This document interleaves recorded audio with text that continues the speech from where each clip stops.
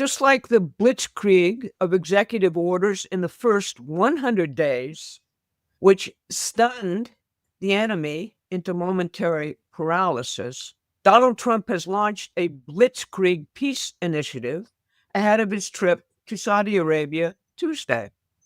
If you think clearly about it, you will see it has been in formation for weeks, but manifests itself as a total shock and surprise. Whoa, you say, where was that in the news cycle?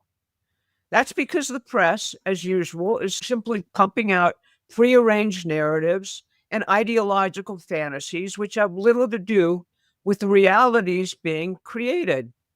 Trump discredited all their breaking news, and he orchestrated the whole thing for that result, profiling how his opponents would react and outflanking them. The truth is that Zelensky and the European clowns have no cards to play except the horror of further slaughter. Trump has said this openly. He knows that Putin is not some isolated madman, as Washington's fever dream says.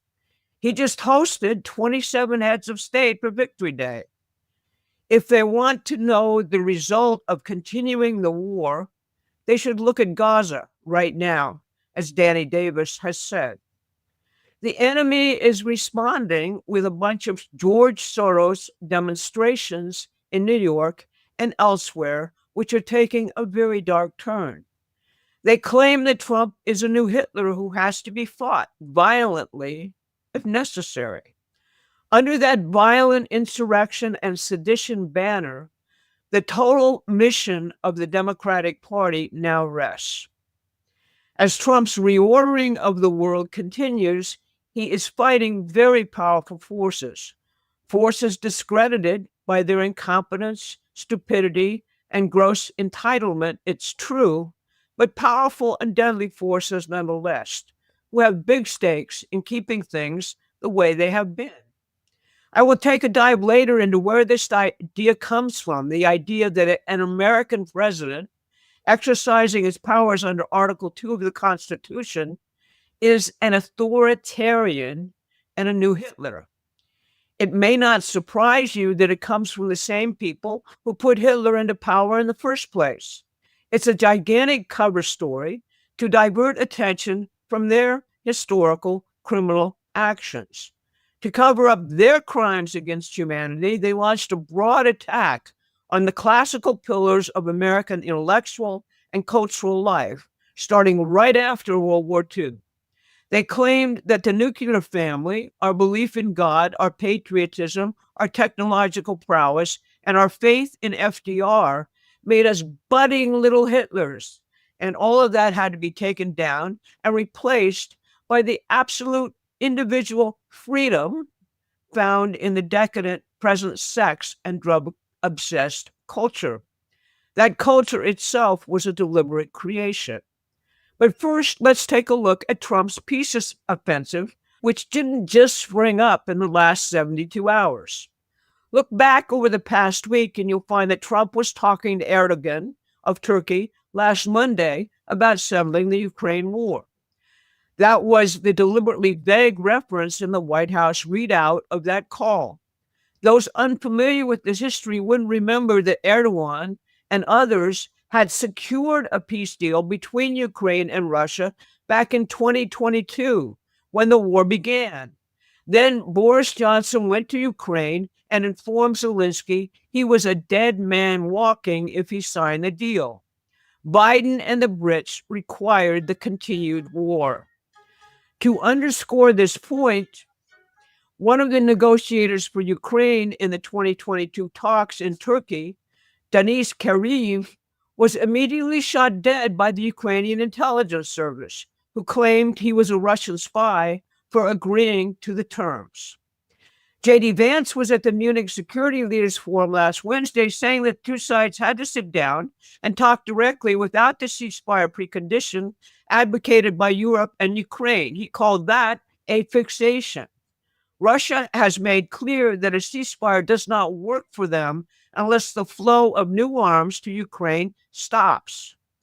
Remember, they signed a big agreement for a ceasefire right after Ukraine began its attacks on the Russian-speaking Donbass region of Ukraine back in 2014, 2015. Former German Prime Minister Angela Merkel publicly admitted that these Minsk agreements were a ruse designed to give Ukraine time to build up its ability to attack Russia. Now, President Trump seemed to contradict Vance the next day, saying a ceasefire would be ideal. The Europeans and Zelensky had a big, happy powwow in Kyiv, thinking they had roped Trump in to supporting a ceasefire while they continued to arm Ukraine. Lindsey Graham and the warmongers of the Senate touted their tough sanctions package in preparation. Trump waited until Putin had completed the Victory Day celebrations in Russia to lower the hammer. This was also after much of Trump's MAGA movement had lined up behind Vance's statements and slammed the Europeans. Another fine example of great exertion of American power, which the Europeans call bullying, occurred at the same time when Germany's spy agency caved due to American pressure on its targeting of the AfD, Germany's biggest opposition party. They targeted them as enemies of the state. Now they have halted their intended mass surveillance and counterintelligence campaign against the main opposition party. Now, I said it's a peace blitzkrieg. Positive talks also happened over the weekend for an Iran nuclear deal. In addition, the U.S. is negotiating independently of Israel, again directly with Hamas, and leaks are all over the place that Trump is very unhappy about Netanyahu's plan to flatten Gaza in a renewed occupation and ethnic cleansing. The last surviving American hostage is scheduled to start his journey home today because of the direct Hamas negotiations. Israel has been out in the cold. Just now, Netanyahu met with Steve Witkoff and is sending negotiators to Doha for a new peace deal rather than occupying and flattening Gaza, which was his plan. The Iran negotiations head off Israel's desire to bomb all of Iran's nuclear facilities. If a peace can be reached with Iran, it changes the prospects of peace across the entire Middle East. That has the warhawks in the Senate dumbfounded, along with everyone out there who believes that Trump is somehow completely controlled by Israel. The tenuous ceasefire between India and Pakistan, negotiated by Marco Rubio and J.D. Vance at the end of last week, appears to be holding.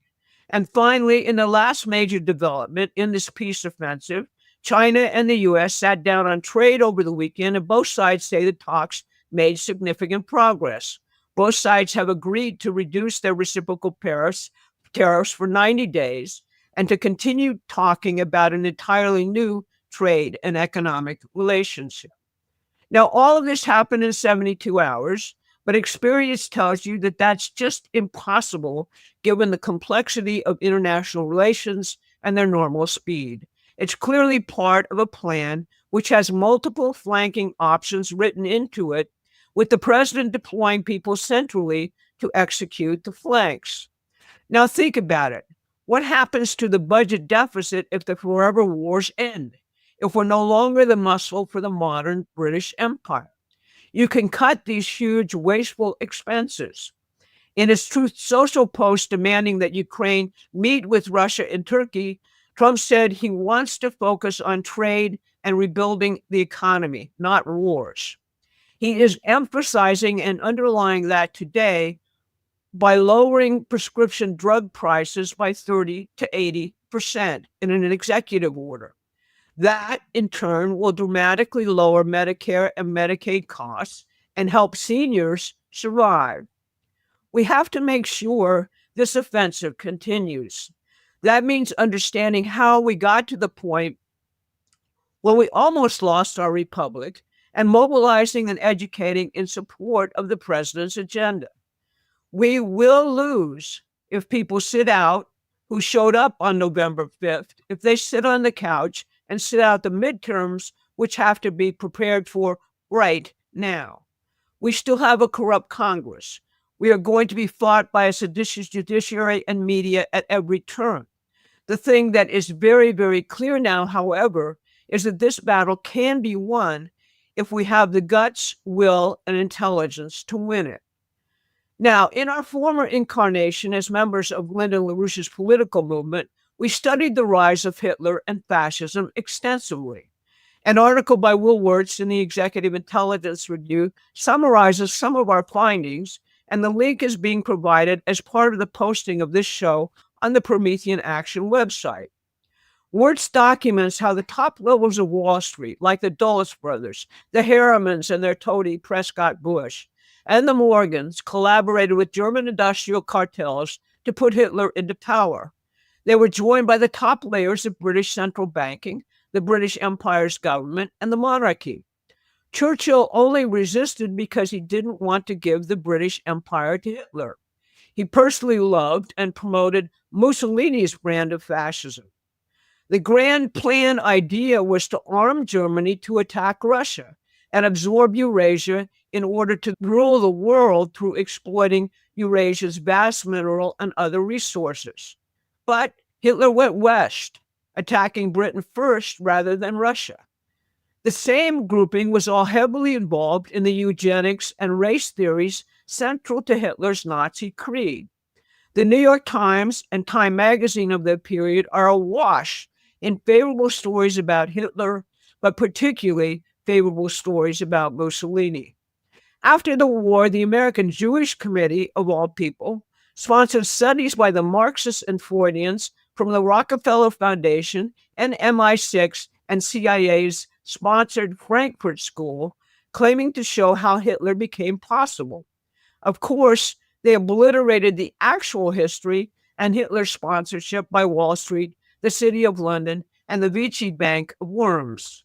Instead, they pinned it on authoritarian personalities and authoritarian tendencies in populations. They claimed that Americans had deep-seated tendencies toward authoritarianism, prejudice, and anti-Semitism as a result of their hierarchical culture, the nuclear family, American belief in a transcendent monotheistic God, and their nationalism, patriotism, and devotion to technological progress. Moreover, Americans had just tolerated a strongman president in the form of Franklin Roosevelt.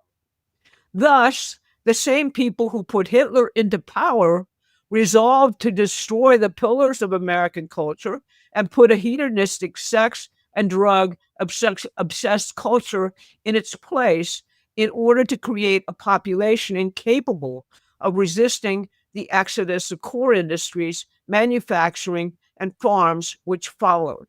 They also wanted to ensure there was not another Roosevelt. That descent into the elite's dystopian future for all of us has now been stopped by Donald Trump. We have to make that stick and begin, as Trump says, to build the future. Again, my very humble thanks for the compliments you throw my way in the comments. Some of you took my pleas to heart on Saturday and became subscribers to Promethean Action, providing the larger amounts of funding which allows us to grow faster. Thank you very, very much. We have a mission. We have to win. Winning means making sure that these briefings get the widest circulation and discussion so people are prepared for the battles ahead. It means doing these briefings daily and providing background features to show you why we say what we say. Again, please go to Promethean Action website and subscribe. Susan will be with you on Wednesday. I'll see you again on Saturday. Again, thanks a lot for listening. Thanks for watching. Please take a moment and subscribe to our free newsletter at prometheanaction.com.